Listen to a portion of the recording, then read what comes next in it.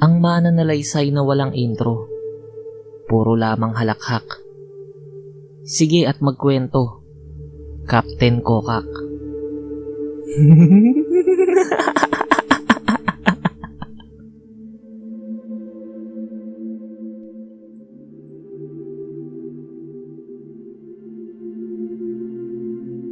Bago po natin simulan ang kwento ay inaanyayahan ko po kayong makinig sa aking kapatid sa larangan ng pagsasalaysay na si Creepy Junkie TV. Dekalidad po ang mga kwento sa kanyang channel. Sigurado akong hindi ako mapapahiya sa inyo. Kung may oras po kayo ay pakidalaw po ang channel niya. Mag-subscribe at kalembangin ang maliit na kampana para hindi kayo magmintis sa mga ilalabas niyang mga kwento. Creepy Junkie TV. Ilalagay ko na lang po ang kanyang link sa description box. Maraming salamat po. Simulan na natin ang kwento. Aswang ang may gawa niyan. Magkasalubong ang kilay na wika ni Kapitan Berto. Habang hawak at bahagyang hinihimas ang malaki niyang tiyan. Larawan ito ng isang lalaking pinataba ng pribilehiyo at kapangyarihang naigagawad sa isang opisyal. Halos hindi na makikita ang leeg nitong parang nakapatong na lamang ang ulo sa malapad at mataba nitong katawan. Bawat hakbang na ginagawa nito ay nagdudulot ng hirap na paghingal na tila parusang iginagawad sa kanya dahil sa kanyang kasakiman sa paglustay ng salapi ng taong bayan na dapat sana ay nakalaan sa pagpapaganda at pagsasaayos ng hinahawakan niyang barangay. Imbes na mga residente ang makinabang ay napunta lamang ang salapi sa mismong bulsa nito. Na pagdakay parang hanging gagastasin sa iba't ibang luho, mamahaling pagkain, alak at sagarang pagpapatalo sa sabungan. Sa pamamagitan ng aking paa ay bahagya kong iniangat ang isa sa mga kambing ni Aling Mariang nakahandusay sa lupa.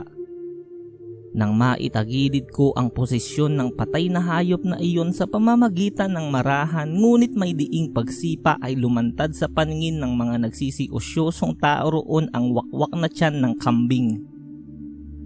Wala na ang mga lamang loob noon at tanging kakarampot na dugo na lamang ang kumakatas sa bahaging iyon ng pinagwakwakan. Sinipat kong maigi ang patay na hayop. Pati na ang dalawa pang kauri nito na pareho ang dinanas.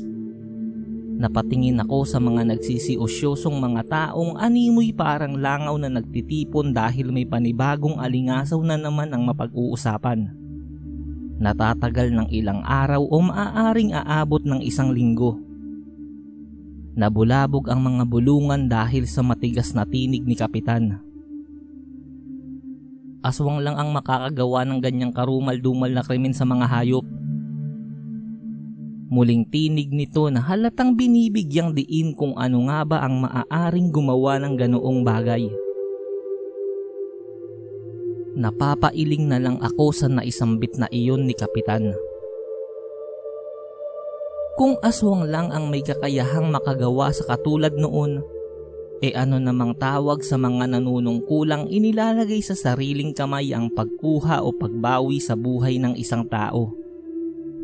Oo, pagpatay ng tao. Hindi lang basta hayop. Hindi na siguro aswang ang maitatawag sa mga naninilbihang iyon kundi mga demonyong nagtatago sa magagarang kasuotan na kayang-kayang magbayad para baluktutin ang tuwid at pabanguhin ang nabubulok at nangangalingasaw na pagkatao. Parang itong si Kapitan. Demonyo to eh. Mataba nga lang, pero demonyo yan. Hindi dahilan ng kawalan niya ng sungay at buntot para hindi tawaging demonyo. Ilan na nga ba ang pinapatay niya sa akin? Mga 8 na siguro. Hindi rin naman ako nagsisising pinatay ko ang mga iyon dahil katulad lang din naman sila ni Kapitan. Mga taong walang maidudulot na mabuti sa pag-ikot ng mundo. Mga demonyong nag-aanyong taong dinudiyos ang sarili. Nagkatitigan kami ni Kapitan. Habang nakatingin siya sa akin ay itinungo niya ang kanyang ulo at inginuso ang 3 walang buhay na kambing na nakahandusay sa lupa. Iyon na ang naging hudyat para ipasan ko sa aking balikat ang 3 kambing. Nakarumal-lumal ang sinapit mula sa nilalang na hindi pa napapatunayan kung ano ba talaga. Kung aswang ba? Malakas ang loob kong hindi. Ibinalagbag ko ang 3 hayop sa likuran ng owner jeep ni Kapitan. Tinulungan ko rin itong makasampa sa kanang unahang bahagi ng nasabing sasakyan. At pagkatapos ay ako naman ang sunod na sumampa sa kaliwang bahaging katabi niya kung nasaan naroon ang manibela. Pinaandar ko ang sasakyan na nagbuga pa ng usok na humalo sa hangin na siyang malalanghap ng mga nagsisiusyoso. Nang makarating na kami sa harap ng bakuran ni Kapitan ay padabog ko siyang inalalayan pababa ng owner jeep. Napakunot ang noo nito sa ginawa kong pagkilos. Kinuha ko ang 3 patay na hayop mula sa likuran ng sasakyan at sabay-sabay na ipinasan sa balikat ko. Pumasok ako sa bakuran at padabog na ibinalibag sa lupa ang 3 patay na hayop. Anong problema, tol? Boses ni Kapitan. Ang kaninang opisyal ay nagsasalita na at kinakausap ako bilang matalik na kaibigan. Ikaw ang problema, tol. Sa dami ng pwedeng pagbintangan dyan sa kalokohan mo. Sa aswang pa. Tandaan mong wala nang masasamang aswang ang naninirahan dito sa lugar natin. O kahit sa mga karatig bayan. Galit kong singhal kay Kapitan. Kaibigan kong matalik si Kapitan. Bago kami bumaba sa patag ay hinubog muna kami ng kasukalan at binusog ng mayayamang sariwang karne ng hayop na naninirahan rito. Maswerte kung may taong mapapadpad sa kasukalan para mangaso. Paniguradong karne noon ang bubusog sa mga sikmura namin. Pero matagal na iyon. Unti-unti naming napagtanto na isang kamalian ang pumatay at kumain ng tao. Kinitilan namin ng buhay ang lahat ng masasamang aswang na hayok sa pagpatay at pagkain ng tao. Tanging mabubuting aswang lamang ang itinira naming buhay. Mga kagaya namin na kayang magpigil. Kayang makontento sa pagkain ng hilaw na karne ng hayop. Mas malakas sa akin si Kapitan. Mas marami siyang pinatay na masasamang kauri namin kesa sa napatay ko. Hindi pa siya mataba noon. Mas makisig at mas kulado pa ang katawan kesa sa akin. Iyon lang ang pwedeng ipanakot sa mga tao para hindi sila lumabas sa gabi. Pagtataas na rin ng boses nito.